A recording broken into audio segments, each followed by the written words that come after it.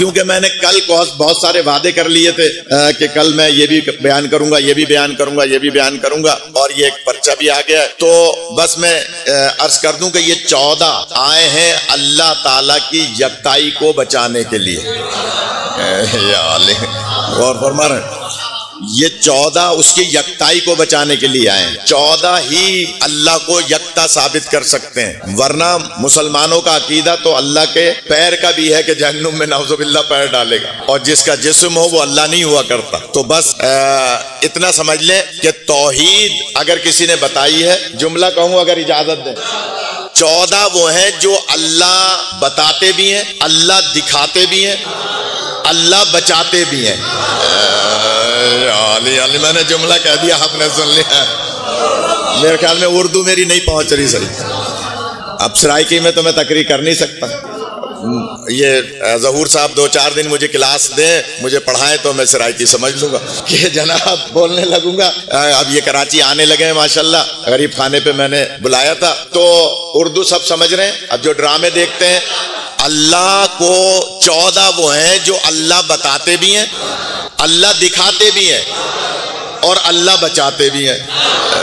یا دلیل دے دوں، یہ پرچہ آیا ہے، اس میں دلیل مانگ رہے ہیں تو دلیل دے دوں۔ بتاتے کیسے ہیں کہ اگر نبی نے نہ بتایا ہوتا، پوچھا تھا ایک دفعہ نبی پاک نے اللہ تعالیٰ سے، یا اللہ تو کب سے ہے؟ یا علی، نبی پاک نے ایک مرتبہ پوچھا تھا یا اللہ تو کب سے ہے؟ تو آواز قدرت آئی، کنتو کنزن مخفیًا، یا علی میں چھپا ہوا خزانہ تھا۔ اللہ نے یہ نہیں بتایا میں کب سے ہوں، اس لیے کہ اس کے لیے کب اور جب نہیں ہے، وہ ہمیشہ سے ہے، ہمیشہ رہے گا۔ اب یہ ہمیشہ کو سمجھنے کے لیے بھی 14 کے دروازے پہ آنا پڑے گا۔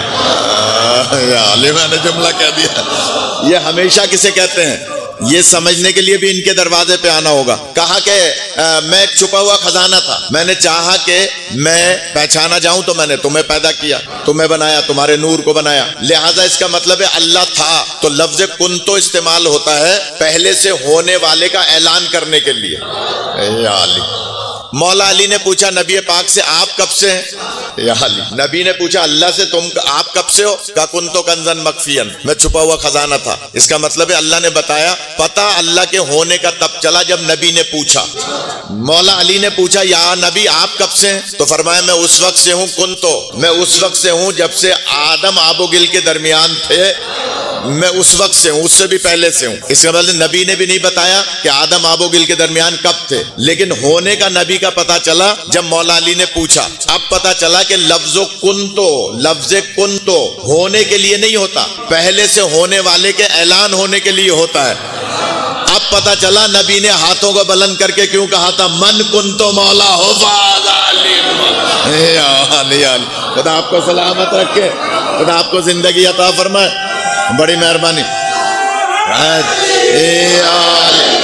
اچھا، اکثر معذرت کے ساتھ اکثر میرے واعظین ترجمہ کرتے ہیں جس جس کا میں مولا ہوں اس کے علی مولا ہیں، غلط ہے ترجمہ۔ کنتو ماضی بعید کا صیغہ ہے، کنتو کانا یہ ماضی بعید کے پڑھے لکھے حضرات ہیں جو مدرسے سے تعلق رکھتے ہیں۔ دعا ہے، کئی بچوں نے دعاؤں کے لیے کہا ہے خدا ان تمام بیماروں کو شفا عطا فرمائے جن کے لیے کہا ہے یا نہیں کہا ہے، جو بیمار ہیں خدا سب کو صحت دے۔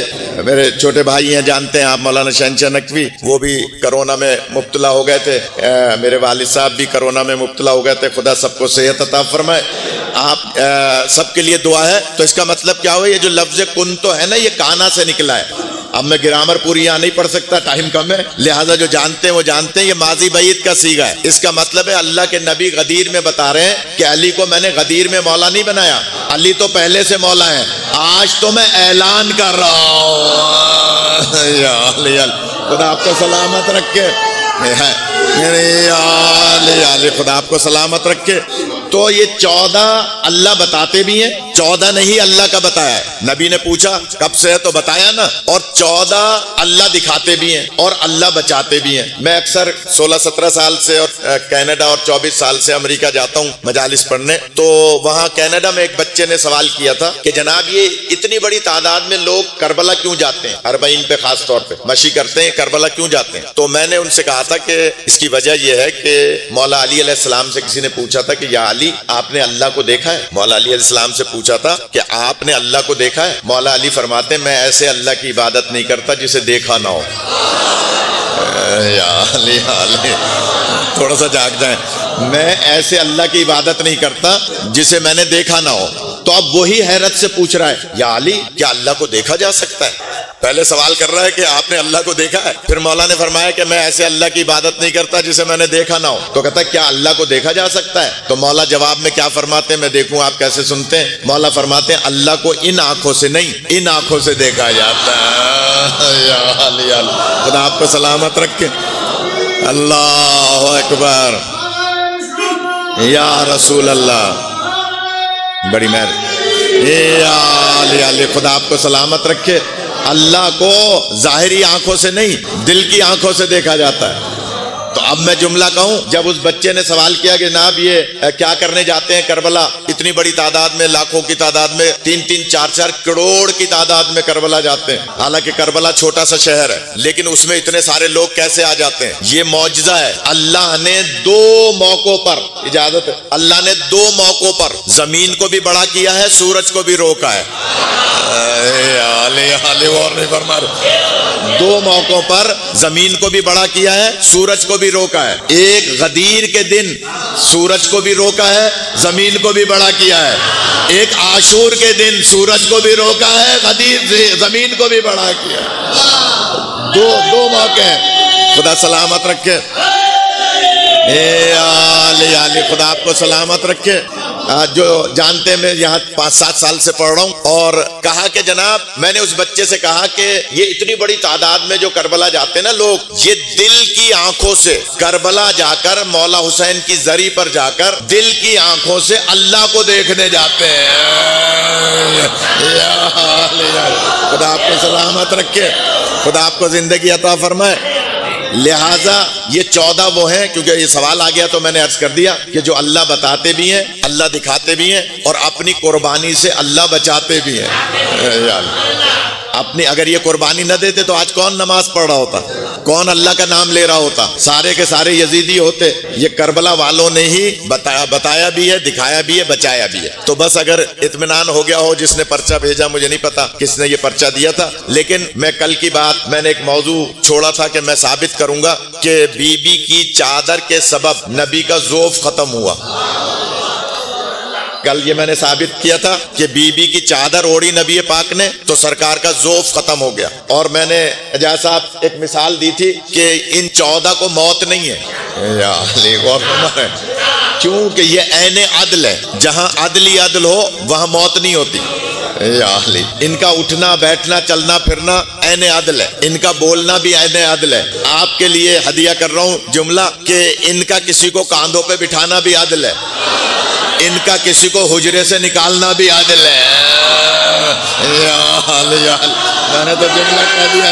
خدا آپ کو سلامت رکھے، خدا زندگی دے، خدا آپ کو سلامت رکھے، یہ بڑی مہربانی۔ جہاں عدلی عدل ہو وہاں موت نہیں ہوتی ہے۔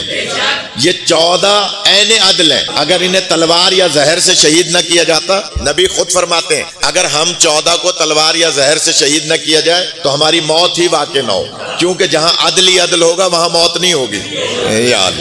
جہاں افراط و تفریط ہوگا وہاں موت ہوگی۔ ہم میں افراط و تفریط ہے، 14 میں عدلی عدل ہے۔ میں نے کل مثال دی تھی، جس 14ویں کو، جس 12ویں امام کو، 14ویں معصوم کو تلوار اور زہر نے ابھی تک نہیں چھوا، وہ ابھی تک زندہ ہے یا نہیں ہے؟ خدا آپ کو سلامت رکھے۔ اس کا مطلب ہے اگر 14 کو میں سے 13 کو تلوار و زہر نہ چھوتا تو وہ بھی ایسے ہی رہتے۔